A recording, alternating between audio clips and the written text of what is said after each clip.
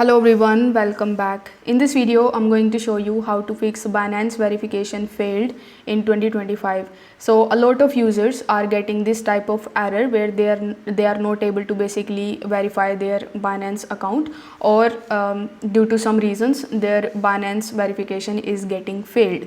So if you have applied for your Binance verification and you received an email that your verification is not completed, I would recommend you to simply just go through that email closely, and in that email you must be able to find a reason why your application was rejected, and you will have to simply resolve that issue, and this way you will have to simply submit the application again and you will be able to verify your account. Now if this method isn't working for you, or if you are facing any other problem while completing this step, what you can do is you can simply contact the Binance customer support team. For that, you need to launch your Binance app, then tap on the Binance icon in the top left hand corner of the screen.